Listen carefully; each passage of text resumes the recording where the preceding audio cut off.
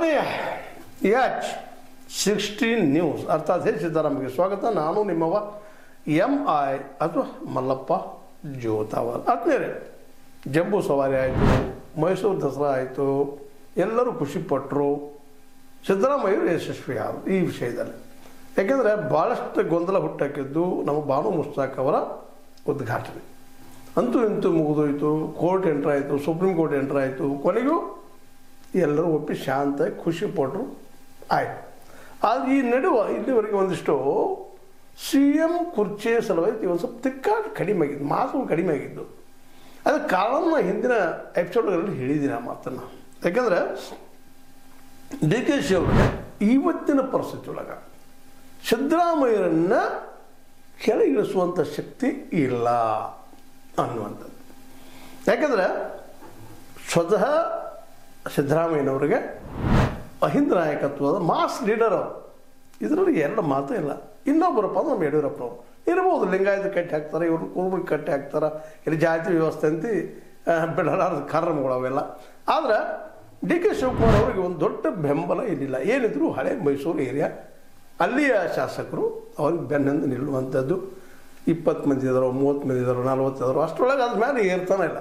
40 ಅಂತಾರೆ ಅನ್ನೋದು ಭಾಳ ಹೇಳಿದರು ಅದನ್ನು.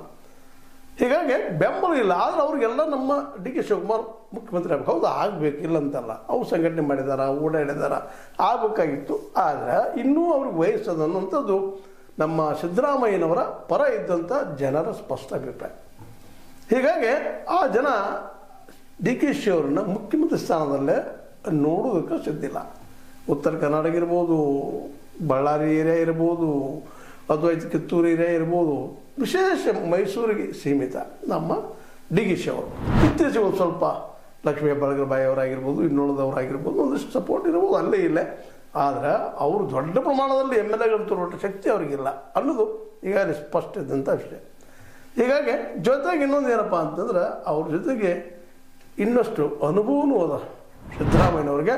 ಮತ್ತು ಅಲ್ಲೇ ಕ್ಯಾಬಿನೆಟ್ದಲ್ಲಿ ಅಥವಾ ನಮ್ಮ MLAಗಳಲ್ಲೇ DKC ಅವ್ರನ್ನ ಬಿಟ್ಟು ಇನ್ನೂ ಕೆಲವು ಜನ ಮಹತ್ವಾಕಾಂಕ್ಷಿಗಳಿದ್ದಾರೆ, ನಾವು CM ಆಗಬೇಕು ಅನ್ನುವಂಥದ್ದು. ಆದರೆ ಅವ್ರಿಗೂ ಬಲ ಇಲ್ಲ. ವಿಶೇಷವಾಗಿ ನಮ್ಮ ಪರಮೇಶ್ವರ್ ಅವರಾಗಿರ್ಬೋದು, ಜೊತೆಗೆ ನಮ್ಮ ಸತೀಶ್ ಜಾರಕಿಹೊಳಿ ಅವರಾಗಿರ್ಬೋದು, ಇನ್ನೂ ಕೆಲವೊಂದು ಜನ ಇರ್ಬೋದು, ಇಲ್ಲ ಅಂತಲ್ಲ. ಅವ್ರಿಗೂ ಆಸೆ ಅದ, ನಾನು ಆಗ್ಬೇಕು. MB ಪಾಟೀಲ್ರಿಗೂ ಅದು, ನಾನು CM ಆಗ್ಬೇಕು ಅಂತೇಳಿ.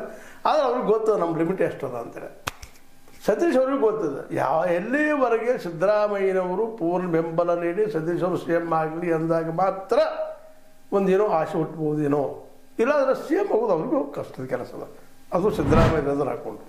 ಹೀಗಾಗಿ ಸಿದ್ದರಾಮಯ್ಯನವರು ಮುಂದಿನ 5 ವರ್ಷ ನಾನಾ ಅಂದ್ಬಿಟ್ರು DKC ಅವ್ರಿಗೆ. DKC ಅವ್ರಿಗೆ ಗೊತ್ತಾಯ್ತು ನಮ್ಮ ಶಕ್ತಿ ಎಷ್ಟದ ಏನದ. ಸಾಕಷ್ಟು ಗದ್ದಲ ಆಗ್ತಾ ಬಂದು ಏನೆಲ್ಲ ನಾವು ನೋಡಿದ್ದೀವಿ. ಗದ್ದಲ ಅದು ಏನೆಲ್ಲ ಅದು ಆರಂಭದ ಶುರುವಾದ್ರೆ ಅದು ಆ ಒಂದು ವಿಷಯವನ್ನು ಇಟ್ಟುಕೊಂಡು ಇವತ್ತು BJPಗರು ಮೇಲೆ ಅದನ್ನು ಎಬ್ಬಿಸ್ತಾ ಇರ್ತಾರೆ. ನವಂಬರ್ ಕ್ರಾಂತಿ, ಅಕ್ಟೋಬರ್ ಕ್ರಾಂತಿ, ಡಿಸೆಂಬರ್ ಕ್ರಾಂತಿ, ಜನವರಿ ಕ್ರಾಂತಿ. ಕ್ರಾಂತಿ ಅಂದರೆ ಏನು? ಆ ಕ್ರಾಂತಿ ಶಬ್ದಕ್ಕೆ ಅರ್ಥ ಇದ್ದಂಗೆ ಆಗಿಬಿಟ್ಟದೆ. ಇವತ್ತು ಕ್ರಾಂತಿ ಅಂದರೆ ಸಡನ್ನಾಗಿ ಬದಲಾವಣೆ ಆಗುವಂಥದ್ದು, ವ್ಯವಸ್ಥೆ ಬದಲಾಗುವಂಥದ್ದು. ಅಂಥದ್ದು ಅದನ್ನೇ ಇಲ್ಲ. ಏನು ವ್ಯವಸ್ಥೆ ಬದಲಾವಣೆ ಅನ್ಬೋದು ನಾವು ಬೇಕಾದ್ರೆ. ಅದಕ್ಕೆ ಸಿದ್ದರಾಮಯ್ಯ ಜಾಗದಾಗ DKC ಅವರು ಈ ವ್ಯವಸ್ಥೆ ಹಿಂಗೆ ಮುಂದುವರಿತೈತಿ. ಆದರೆ ಇವರು ಯಾರು ಚೇಂಜ್ ಆಗ್ತಾ ಇರ್ತಾರೆ. ಅದು ಹೈಕಮಾಂಡ್ ಒಪ್ಪಿದಾಗ, ಹೈಕಮಾಂಡ್ಗೆ ಯಾವುದಪ್ಪ ಇವರಿಂದ ನಾವು ಅಧಿಕಾರ ಪಟ್ಟಿ ಬರಲಿವಿ ಅನ್ನುವಂಥ ವಿಶ್ವಾಸ ಮೂಡಿದಾಗ DKC ಅವ್ರ ವಿಶ್ವಾಸ ಅದ. ಸೋನಿಯಾ ಗಾಂಧಿ ಅವ್ರದ್ದು, ಜೊತೆಗೆ ರಾಹುಲ್ ಗಾಂಧಿ, ಪ್ರಿಯಾಂಕಾ ಗಾಂಧಿ ಅವ್ರದ್ದು ಅತ್ಯಂತ ಪ್ರೀತಿಯ ವ್ಯಕ್ತಿ. ಹಂಗಂತೇಳಿ ಸೂಜಿಯನ್ನು ಕಣ್ಣಾಗಿ ಹಾಕೊಳ್ಳಿಕ್ಕೆ ಆಗೋದಿಲ್ಲ. ಬಂಗಾರ ಸೂಜಿ ಪೈದು ಕಣ್ಣು ಹಾಕ್ಕೊಳ್ಳೋದ್ರೆ ಆಗಿಲ್ಲ. ಯಾಕಂದ್ರೆ ಕರ್ನಾಟಕದಲ್ಲಿ ಅವ್ರೊಬ್ಬರಿಂದ ಗೆಲ್ಲಲಿಕ್ಕೆ ಸಾಧ್ಯ ಇಲ್ಲ. ಅವರೊಬ್ಬರಿಂದ ಇಡೀ ರಾಜ್ಯದ ಮುಖ್ಯಮಂತ್ರಿ ಸ್ಥಾನ ಅಥವಾ ಅಧಿಕಾರಕ್ಕೆ ಬರೋದು ಕಾಂಗ್ರೆಸ್ಗೆ ಸಾಧ್ಯ ಇಲ್ಲ. ಎಲ್ಲರ ಸಂಘಟನೆ, ಅದರಲ್ಲೇ ಸಿದ್ದರಾಮಯ್ಯ ಇರ್ತದ, ಅದರಲ್ಲೇ ಪರಮೇಶ್ವರ್ ಅವ್ರದ್ದದ, ಪ್ರಿಯಾಂಕಾ ನಮ್ಮ ಖರ್ಗೆ ಅವ್ರದ್ದದ, ಅಥವಾ ಅವರ ತಂದೆ ಮಲ್ಲಿಕಾರ್ಜುನ ಖರ್ಗೆ ಅವ್ರದ್ದದ, ಸ್ವತಃ ರಾಹುಲ್ ಅವ್ರದ್ದದ, ಮುಂದೆ ಪ್ರಿಯಾಂಕಾ ಗಾಂಧಿ ಅವ್ರದ್ದದ, ಸೋನಿಯಾ ಗಾಂಧಿ ಅವ್ರದ್ದದ, ಮುಂದೆ ನಮ್ಮ ರೆಡ್ಡಿ ಅವ್ರದ್ದದ, ಅನೇಕರು. ರೆಡ್ಡಿ ಅಂದ್ರೆ ನಿಮ್ಮ ಜನದ ರೆಡ್ಡಿ ಅಲ್ಲ, ನಮ್ಮ ರೆಡ್ಡಿ ಸಮುದಾಯದ ಇಲ್ಲೇ ಪಾಟೀಲರು.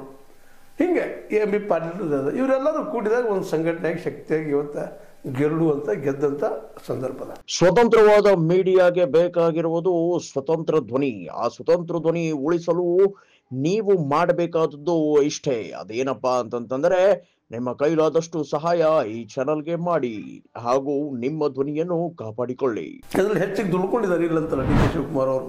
ಹಣ ಅಂದರೆ ಜನಬಲದಿಂದ ದುಡಿದ್ದಾರೆ, ವರ್ಕ್ ಮಾಡಿದ್ದಾರೆ, ಕಾಂಗ್ರೆಸ್ ಒಂದು ವ್ಯಕ್ತಿತ್ವ ಕೊಟ್ಟಿದ್ದಾರೆ, ಅದನ್ನು ಒಪ್ಪುವಂಥ ವಿಷಯ. ಆದರೆ ಸಿದ್ದರಾಮಯ್ಯರ ವ್ಯಕ್ತಿತ್ವ ಇವತ್ತು ಅವ್ರಿಗಿಲ್ಲ ಅನ್ನೋದು ನಾವು ಸಹಜವಾಗಿ ಕಾಣೋ ಸತ್ತಿರೋದು. ಇದಕ್ಕೇನು ಭಾಳ ರಾಕೆಟ್ ಸೈನ್ಸ್ ಬೇಕಾಗಿಲ್ಲ. ಯಾಕಂದರೆ ಸಿದ್ದರಾಮಯ್ಯರ ಅನುಭವ, ಸಿದ್ದರಾಮಯ್ಯ ನೋಡ್ಕೊಂಡಿದ್ದು, ಜೆ ಎಚ್ ಪಟೇಲ್ ಜೊತೆಗೆ ಹೇಳ್ತಾನೆ ಅವ್ರದ್ದು. ಜೆ ಎಚ್ ಪಟೇಲ್ ಜೊತೆ ಕಾಂಪಿಟೇಷನ್ ಮಾಡಿದ್ರು, ನಾನು ಮುಖ್ಯಮಂತ್ರಿ ಆಗ್ಬೋದು ಅಂತೇಳಿ ಒಂದು ಕಾಲಕ್ಕೆ. ಅವರು ಇದ್ದಂಥವ್ರು ಮುಂದೆ ಎಚ್ ಡಿ ನಮಗೆ ದೇವೇಗೌಡರನ್ನ ಮುಂದೆ ತೊಗೊಂಡು ದೇವೇಗೌಡರನ್ನ ಹಿಡ್ಕೊಂಡು ಮೇಲೆ ಬೆಳೆದವರು. ಇವನ್ ರಾಮಕೃಷ್ಣ ಹೆಗಡೆ ಅವರು ಸಹಿತ ಕಾಂಪಿಟೇಷನ್ ಮಾಡಿದಂಥವ್ರು ಅವರು. ಹೀಗಾಗಿ ಒಂದಿಷ್ಟು ಅವ್ರಿಗೆ ಬಲ ಇತ್ತು. ಎಚ್ ಡಿ ನಮ್ಮ ದೇವೇಗೌಡರು ಮತ್ತು ನಮ್ಮ ಈ ಸಿದ್ದರಾಮಯ್ಯನವರು ಮೈಸೂರು ಭಾಗದಲ್ಲಿ ಅತ್ಯಂತ ಪ್ರಬಲ ನಾಯಕರು. ಒಬ್ಬರು ಕುರುಬರು, ಇನ್ನೊಬ್ಬರು ಅಲ್ಲಿಯೇ ಒಕ್ಕಲಿಗರ ನಾಯಕರು ಇವರು. ಹೀಗಾಗಿ ಇವರಿಗೆ ಒಂದಿಷ್ಟು ರಾಜ್ಯ ಮಟ್ಟದ ವರ್ಚಸ್ಸು ಮೊದಲಿಂದ ಬಂದದ್ದು, ಇದು ನಿನ್ನೆದಲ್ಲ. ಅವರು ವರ್ಚಸ್ಸದ ವಯಸ್ಸು, ಅವರು ಬಹಳ ವರ್ಷಗಳಿಂದ ಇದ್ದಾರೆ ರಾಜಕೀಯದಲ್ಲಿ. ಆದರೆ ಒಬ್ಬರು ನೆರಳಲ್ಲಿ ಬೆಳೆದು ಬಂದಂಥವರು ಡಿ ಕೆ ಶಿವಕುಮಾರ್ ಅವರು. ವಿಶೇಷವಾಗಿ ಎಸ್ ಎಂ ಕೃಷ್ಣ ಅವ್ರ ನೆರಳಲ್ಲೇ, ನಂತರ ಕಾಂಗ್ರೆಸ್ ನೆರಳಲ್ಲೇ ನಾಯಕರಾದಂಥವರು.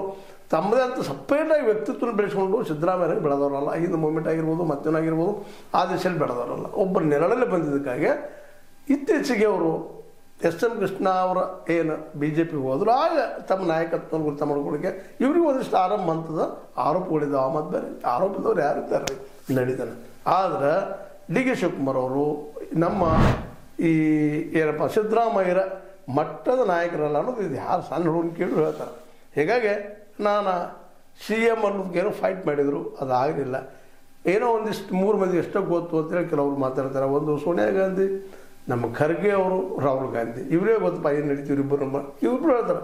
ನಡೆದಿಲ್ಲ ಅದು ಒಬ್ರು ಅಂತಾರೆ, ನಾನು 5 ವರ್ಷ ಅಂತ ಹೇಳಿದ್ರೆ ಒಬ್ರು ಅಂತಾರೆ, ಇನ್ನೊಬ್ರು ನನಗೆ 2.5 ವರ್ಷ ಅಂತ ಕೊಡ್ಬೇಕಂತೇಳಿ ಇಂಡೈರೆಕ್ಟಾಗಿ ತಮ್ಮ ಫಾಲೋವರ್ಸ್ಗಳಿಂದ ಮಾತಾಡ್ತಾರೆ ನಮ್ಮ ಶಿವಕುಮಾರ್ ಅವರು.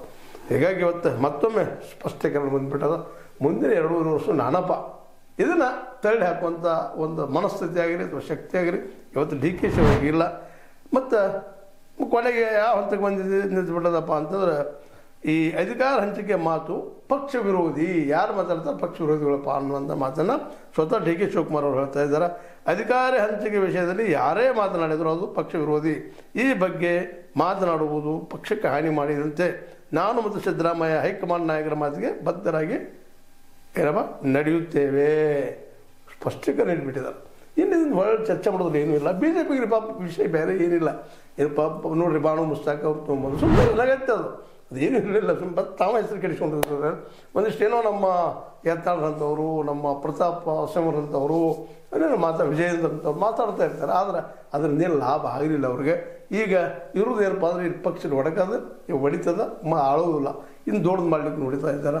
ಅದೇ ಕಾಲಕ್ಕೆ ಈಗ ಟೀಕೆಯನ್ನು ಮಾಡಬಹುದಪ್ಪ, ಇದನ್ನು ನಾವು ಏನೋ ಈ ಒಂದು ಗ್ಯಾರಂಟಿಗಳನ್ನಂದ್ರೆ ಅದು ಸಹಿತ ನಿಲ್ಲದ ಮುಂದುವರಿತಾ ಇದೆ. ಅದನ್ನೇನೋ ಹುಡುಕ್ತಾ ಇದ್ದಾರೆ. ಎಲ್ಲೇನೋ ಸಣ್ಣ ಹುಡುಕಾಗಿ ನಾವು ಇದು ಮಾಡ್ಬೋದು, ಅದನ್ನು ಖಂಡಿಸ್ಬೇಕಂತಾರೆ. ಅಷ್ಟರೊಳಗೆ ಬುದ್ಧಿವಂತ ಸಿದ್ದರಾಮಯ್ಯ ಅದು ಚೆಕ್ಮೇಟ್ ಮಾಡಿರ್ತಾರೆ. ಹೀಗಾಗಿ BJP ಮಾಡುವಂಥ ಪ್ರತಿಯೊಂದು ಕೆಲಸಗಳು ಇವತ್ತಂತೂ ಇದನ್ನು ಅವ್ರಿಗೆ ಬೇಕಾದಂಥ ಮಾಧ್ಯಮ ಇದ್ದಿದ್ದು ಡಿ ಕೆ ಶಿ ಮತ್ತು ಅವ್ರನ್ನ ಇಲ್ಲ ನವಂಬರ್ ಕ್ರಾಂತಿ ಆಗ್ತದೆ ಹಾಗೆ ಹೇಳ್ತಾ ಇರ್ತಾರೆ. ಬಟ್ ಇವತ್ತು ಸ್ವತಃ ಡಿ ಕೆ ಶಿವಕುಮಾರ್ ಅವರು ಅದನ್ನು ಹೇಳ್ತಾ ಇದ್ದಾರೆ, ಇಲ್ಲ ಆಗುವುದಿಲ್ಲ, ಆ ಹಂಚಿಕೆ ಮಾತೇ ಇಲ್ಲ, ಪಕ್ಷ ವಿರೋಧಿ ಅನ್ನೋ ಮಾತಾಡ ಪೂರ್ತಿಯಾಗಿ ಫುಲ್ ಸ್ಟಾಪ್ ಇಟ್ಟಿದ್ದಾರೆ. ಅದು ಸತ್ಯದ ಇವತ್ತು ಗೆಲ್ಲು ಸ್ಥಿತಿಯೊಳಗೆ ಡಿ ಕೆ ಶಿವಕುಮಾರ್ ಅವರು ಇಲ್ಲ. ಅದು ನಮ್ಮ ಸಿದ್ದರಾಮಯ್ಯನ ಸೋಲಿಸುವಂಥದ್ದು. ಇನ್ನೇನು 2028 ಸಿದ್ದರಾಮಯ್ಯರು ತಾವಾಗಿರೋ ಬಿಟ್ಟು ಹೋಗ್ತಾನೆ ಅಂದ್ರೆ ಇವ್ರಿಗೆ ಅವಕಾಶ, ಉಳಿದವ್ರು ಇವ್ರ ಮಟ್ಟದಲ್ಲಿ ಇಲ್ಲ. ಆ ಮಾತು ಬೇರೆ. ಅದು ಇವ್ರು ಇದ್ದಾರಲ್ಲ ಈಗ. ಇನ್ನು 2027 ನಂತರ ಮುಂದಿನ ವಿಷಯ ಮತ್ತೆ ಹೇಳ್ತಾ ಅನಗತ್ಯ ಚರ್ಚೆ ಮಾಡೋಕ್ಕಿಂತಲೂ ಇದು ನಡೆಯುವಂಥದ್ದು. ಇದು ಮೋಸ್ಟ್ಲಿ 28ರವರೆಗೆ ನಮ್ಮ ಡಿ ಕೆ ಶಿ ಅವರ ನನಸಾಗಲಿಕ್ಕಿಲ್ಲ.